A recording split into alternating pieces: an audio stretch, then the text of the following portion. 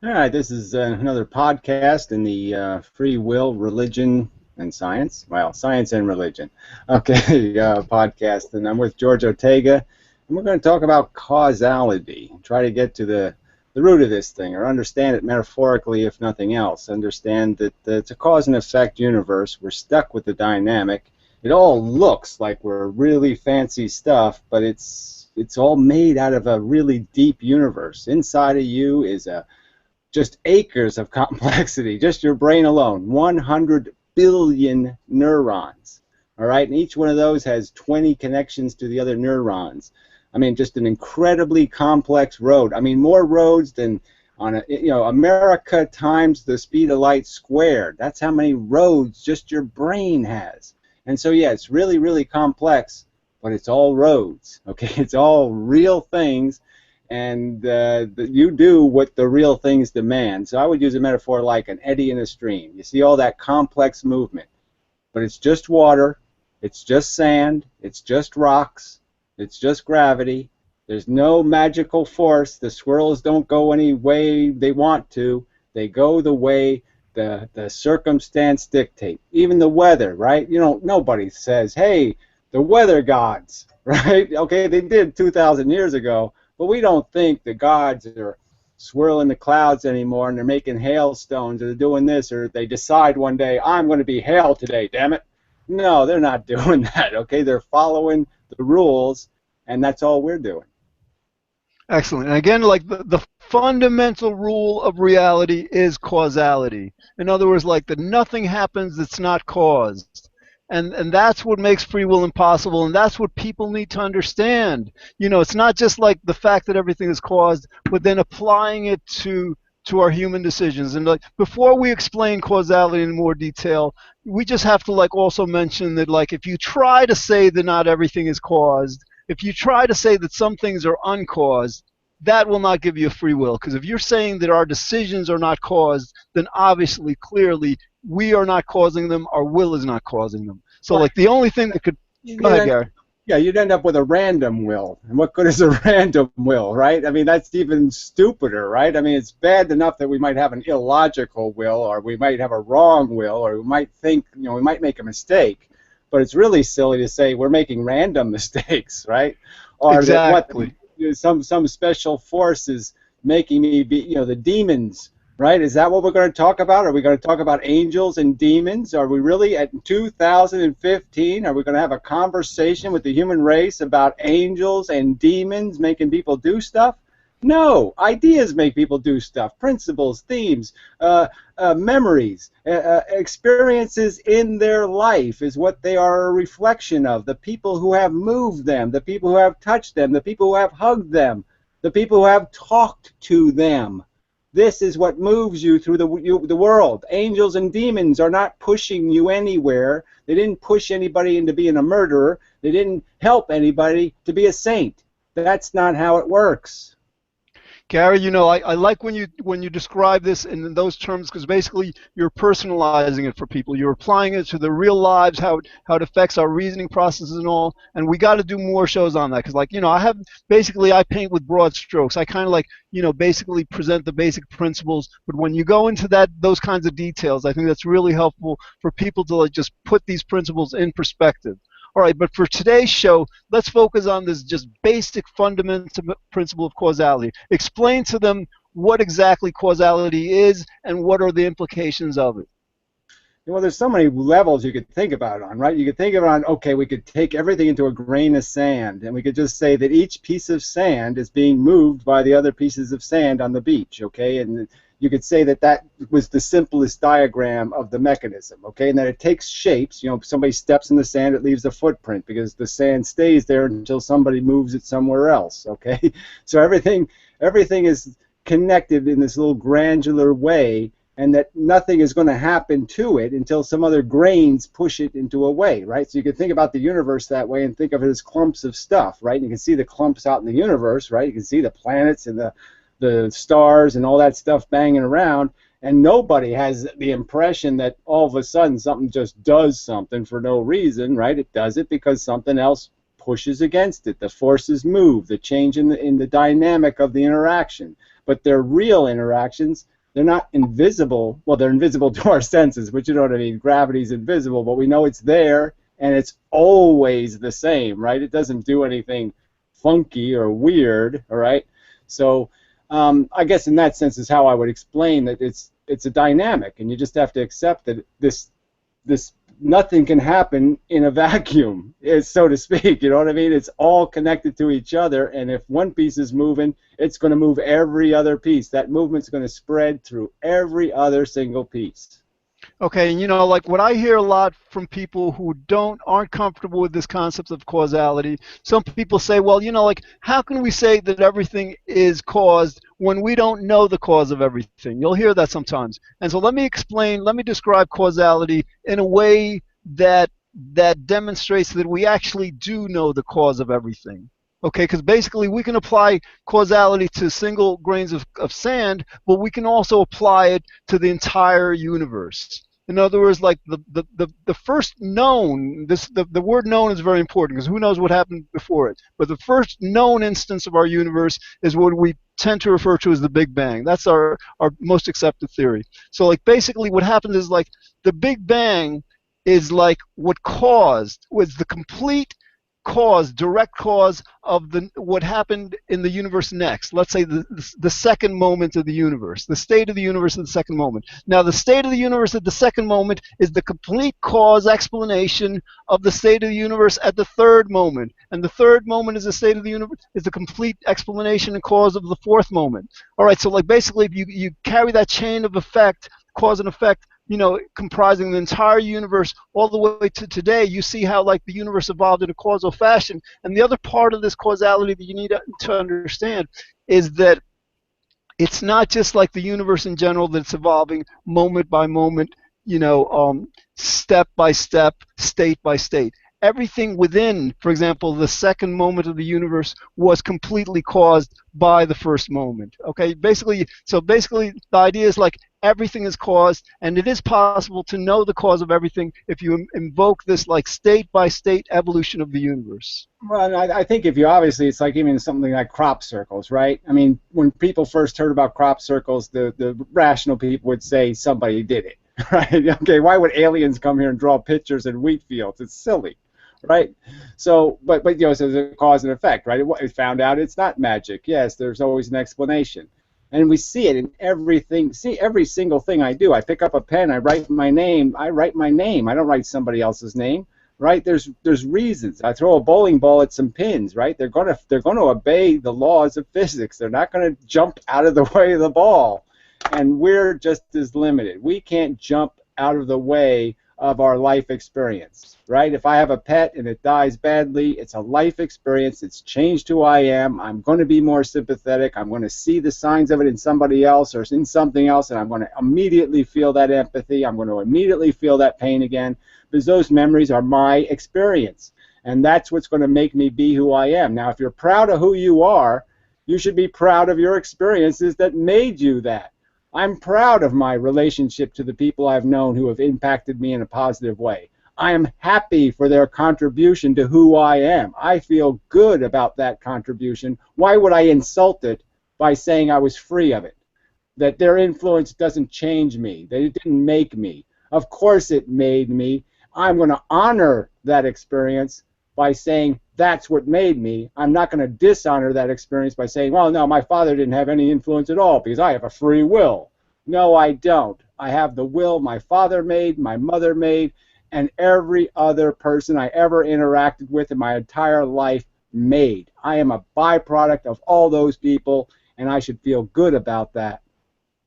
Exactly, and then like feel good in a way that actually like that is more ennobling. And sometimes when we do great things, when we express greatness, we have a tendency like to maybe like feel arrogant or boastful and all. But like I think the kind of pride you're describing, Gary, is more based. It's a modest, it's a humble pride. It's about humility. In other words, you understand it's not up to you. Pride in you. That's the whole point. I'm proud of you. Okay, I'm proud of the influence you've had on me. Okay, I respect that influence and I appreciate that influence, and anything I say or have changed, any way I have been changed, okay, is a reflection on you in the sense of that positive or negative effect. You know what I'm saying? I'm saying Right. from my perspective, it seems entirely positive, and it would be ludicrous for me to say I have some other force that's making me who I am. No, you're helping make me a better person. I don't become a better person Exactly. on my own. Right. So we help each other become better people, and then we can't take credit for that either, because like we're doing that because somebody else, other people caused us to do that. Our education, our teachers, our parents, people we look up to. But all right, so like Right. so Charles we can Dickens. describe what? Charles Dickens. I'm going to keep saying Dickens. Charles Dickens. Read your Dickens, All right. okay? It's all Yeah, I in hear you. Dickens. Dickens got A it. He had it Christmas all. Carol. He had it all. Yeah, we need the ghost of Christmas past to just like get Exactly. people to understand. I'm telling you, it was the movie that made me. I'm just saying, as an adolescent, seeing that movie was one of those. Oh man, that really opened my eyes, because I'm saying I get the metaphor. Okay, I get it. That the world is there to be had. You don't want to leave anything behind. You don't want to leave the suffering behind. You don't want to leave the people homeless. You don't want to leave the mess. You want to fix it. You got a chance to fix it. Fix it. Very cool. Another movie I think that's kind of like that. What is the one with Jimmy Stewart? That's a Wonderful Life. Yeah, What is? yeah, it's a Wonderful Yeah, Life. It's a little bit hokey, but it's got a great theme in there. In that, as soon as you start thinking about what the world would be like without you, you might be a little depressed, because you might say, "Yeah, I left an awful lot in the holster here." Right? You know what I mean? yeah. The bad guys won. I undermade my association with people. Could have been better. I could have been kinder. I could have done a better job of making the world a better place, and that's a hugely important thing to be thinking. So as much as it's a hokey movie, that theme of realizing that you can imagine the world and you can imagine it better, and you have to imagine that you're going to play a part in making it better, because guess what? It's a fact. That's the inconvenient truth. That's the biggest inconvenient truth, is that we don't win the war unless you get off your butt and fight it. Exactly. So in other words, when we say that everything is caused and we don't have a free will, we are not saying that what you do or don't do doesn't matter. What we do matters profoundly. It matters about climate change. It matters about so many kind of like major issues in the world. Basically, what we're saying is like what we do most fundamentally isn't up to us. Okay, and like so we need to understand that. But getting back to the principle of causality, another thing we have to understand in terms of understanding this chain of cause and effect that regresses back to everything we do, back to before the planet was created, into the Big Bang, whatever, is that a cause can never come after the effect. A cause always has to come before the effect, right? So if you make a decision and there's a cause for it, that cause happened before the decision was made. And the cause of that cause happened before that, Exactly. cause was.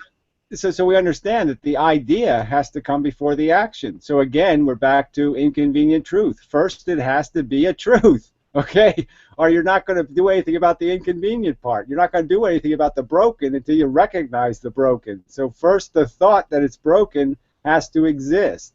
So when you hear somebody say it and you're going to rationalize excuses, you have to see yourself rationalizing. You have to see yourself making excuses. And there has to be a little gun that goes off in your head and say, I can hear you making an excuse, okay? And that's all you're doing. So play a fair game, get with the program. Logic says do the right thing, do the right thing. Yeah, because I mean, one thing the free will belief harms us with is it basically doesn't allow us to think through our actions. Basically, our free will says like, well, we and other people do what we do because we have a free will. It doesn't motivate us, challenge us to explore why we do what we do, why other people do what we do. And the only way we're going to improve as human beings, as individuals, as a world, is to the extent we understand our fundamental motivations, why we do what we do. Only then can we change, become better people, and have a better world. We have to believe in the strength of ideas. Ideas are the power, right? Knowledge is the power.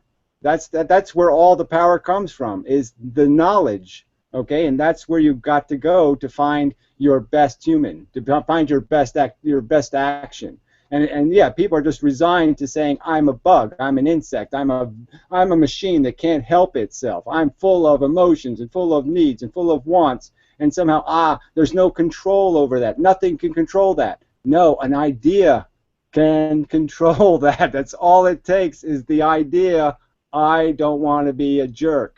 There, okay? I've done my job on Earth now, right? Because all I have to do is say I don't want to be something, and as soon as I say I don't want it, I'm not going to be it, right? As soon as I want something, then I can use my desire mechanism in a positive way rather than a negative way. Exactly. All right. So like one of the objections I think sometimes people try to advance in terms of like refuting causality, some people will say, well, like we don't know the cause of everything. You know, there's some like quantum behavior, these particles, the double slit experiment, entanglement. There's like some processes in the quantum world that we don't understand what's causing it, and these people like they base their conclusion on that they're uncaused on the fact that they can't perceive or detect the cause of it. I mean, come on, that is like so unscientific. That's so illogical. Well, it's illogical in many different ways. But first, I'd say, yeah, it's not even a truth. Okay, let's say the complexity of the theory is a lot of vapor. Okay, it's a lot of smoke and mirrors. There isn't any real substance. But even if we took it for granted that photons had no position, that they just were ambiguous and they just kind of floated in this cloud. Well, even if we took that as the truth is the cloud has to obey really strict rules of probability. It will only do 250 things. You know what I mean? It won't do 2 zillion things. It can only do 250 possible outcomes, right? So it's limited in its outcomes. So quite clearly it's already obeying cause and effect in the sense that there's obvious rules and it can't disobey the rules. It has to fit the probability outcomes, so it's already obligated, you know, whether you think it's amorphous or not, whether you think it's a shapeless blob. It's not a random blob, and it's not a, and you know, it doesn't have any freedom. It's a completely confined blob of fog. Okay.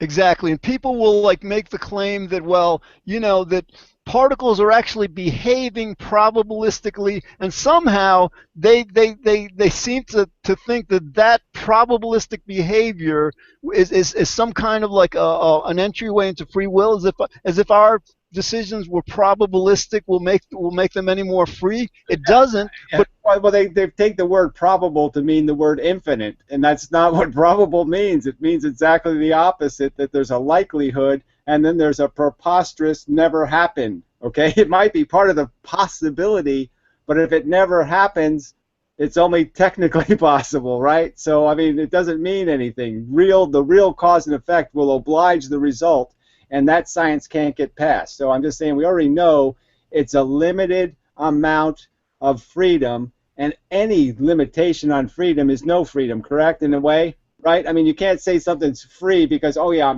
I'm free to be 160 pounds. Okay, but you know what's, you know what I'm saying? I'm not unlimited. I can't be any weight I want. I can't be any size and function. So it's still being obedient to strict rules. So there's no point in calling me, say I'm free, even though I can't be 5 million pounds and I can't be no pounds.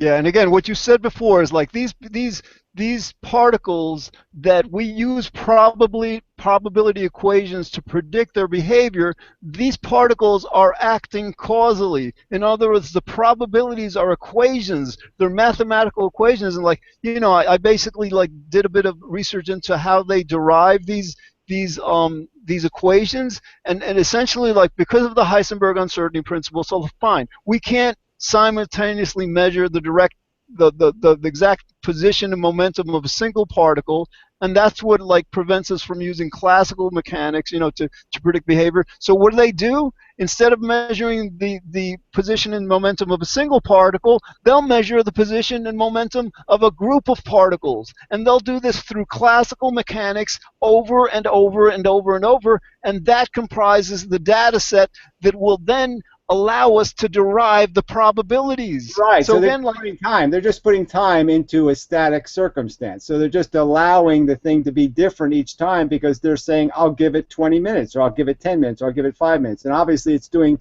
a lot of permutations in that time. So it's not even the same particle anymore. So how can you say there's no cause and effect for that individual particle when you're not measuring the individual particle, you're measuring a whole cascade of particles? So again, how have you in any way impugned cause and effect? You haven't done anything to cause and effect. You've just put time into a static question. Who am I? If you ask me who I am now, there's one answer. You ask me who I am this week, there's a different answer. You ask who I've been for the last year, there's a different answer, right? So that's bogus to say you know who I am now by knowing who I was a year ago. oh, absolutely. All right, and it's like, so like basically, like, again, to answer the objection, some people say that, like, that attempting to refute causality would have some kind of like entryway to free will. Basically, the only way you can refute causality, I mean, maybe there's two ways. One is to claim that things are not caused, and again, if you apply that to human decisions, and if you're saying our human decisions are not caused, they're not caused by us. The other kind of like action mechanism that it's theoretically possible. It's impossible. I mean, it defies logic. Basically, like some people say, and no, it does. It's illogical. Some people say that, like, our decisions are causa sui. They're causing themselves. As if that's another way of refuting causality. But if that were true, and it's not, Innate knowledge. They're just basically saying, look, if you do the wrong thing, you did it because you overwhelmed some sort of innate knowledge that the angels gave you or God gave you, and so you've somehow made a volitional act of rejecting some fundamental knowledge that you were born with, and you've overwhelmed it with something you created. You demonized this good thing for no good reason except you wanted to be a demon. It just doesn't make any sense, because you have to have enough thought to be able to create demons in your head to actually to oppress this will to be good. This will that's supposed to exist that we're overwhelming with our evil. The evil that comes from where? If the devil made me do it, then I'm still not guilty, right? So, I mean, it doesn't even work as a theory. If you create angels and devils controlling our behavior, then all you're doing is you're just changing who's the puppeteer.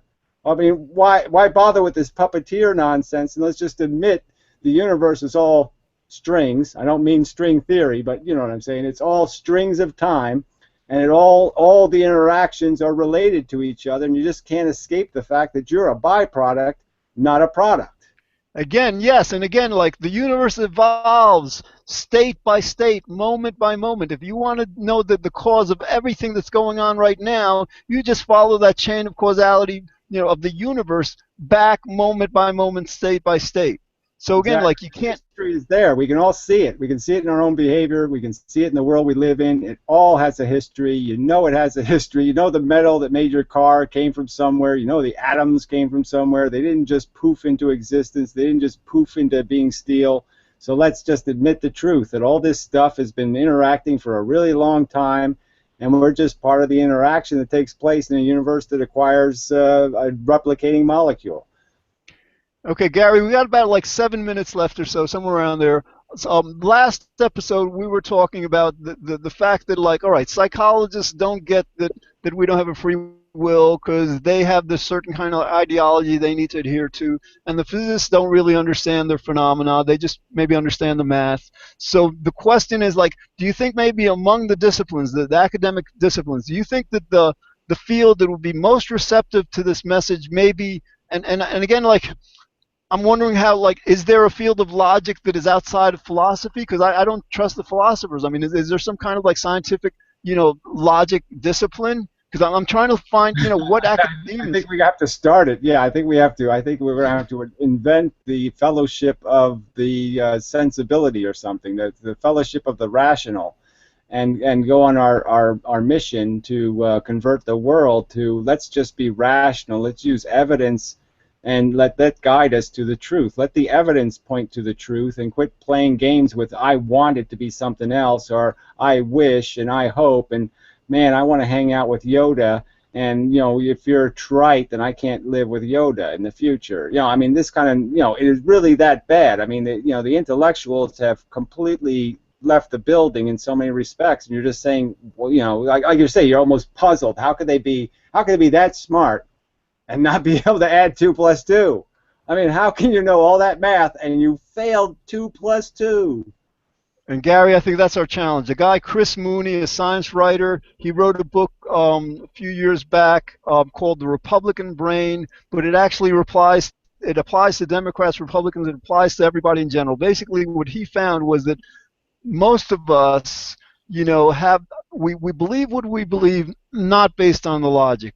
We believe it to a great extent based on what we need to believe because of our psychological needs, our emotional needs, and all that. So I think the science is about overcoming that. Science is about overcoming that personal bias. Science is about being objective. So we've got to kind of like just basically, I think maybe repeat the message over and over until finally this. Yeah, truth. Love the truth. Have respect for the power of the truth. I mean, it's in the Bible, right? The truth will set you free. Well, you couldn't find truer words, right? There's about 17 good sentences in the Bible, and that's one of them, okay? The truth is the solution. All right, Gary, some people say that, well, I for breakfast this morning I had toast, but I could have had pancakes if I wanted to. I could have chosen otherwise. Explain how causality, how that's not a defense. Otherwise, if I showed up in an Aunt Jemima suit and I said, yeah, George, let's have pancakes today, right? I mean, the only way you would have done something different is if something different happened. Somebody would have to make it happen, right? A mouse would push the box off the shelf and you say, oh, yeah, pancakes. Maybe I'll do that today. But, quite obviously, you didn't do it because this is your disposition today. Maybe tomorrow you'd have a different disposition because you watched different TV commercials and you had a conversation with Gary and you talked about pancakes, and then you decide to have waffles because, waffles are like pancakes except better. So you said, okay, I'm going to have waffles. But that's exactly the process. It's going to happen because there's going to be a cascade of cause and effect that's going to make it happen. Exactly. And another answer to this, like I could have done otherwise, claim is no, you could not have because like there's only one universe, and the universe evolved moment by moment, state by state, in a causal manner. If there was a different universe that evolved in a different way, yes, only then could you have done otherwise. But that universe doesn't exist. Right. Going back to where we started, right? So 100 billion neurons. Why are they there?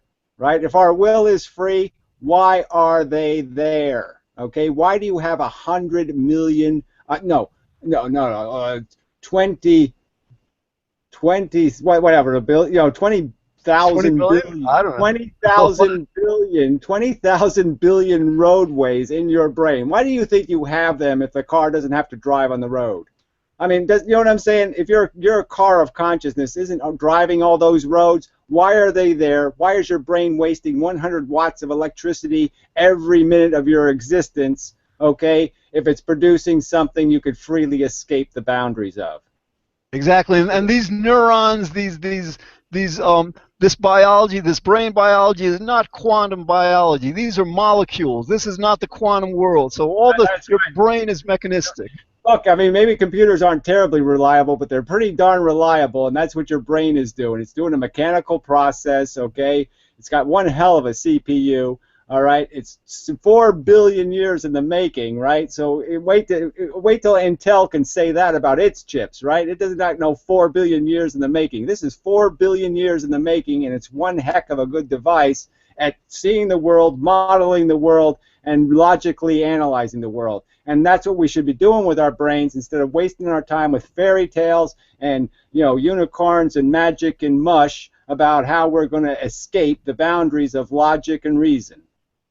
Absolutely. All right. Again, free will is impossible because it is logically impossible. And some people say, well, science hasn't proved causality. Causality is not just a scientific principle. Causality is a logical principle. Not only does science tell us that causality is the way things work, our logic tells us this. Well, and you got more. It's like you have the Earth's mass worth of evidence on one side, and you have, fly piss on the other side. Nothing. They got nothing as evidence of any of this magic. Absolutely. All right, Gary, we got about a minute left, right? Another great podcast. Yeah, we're doing all right. Yeah.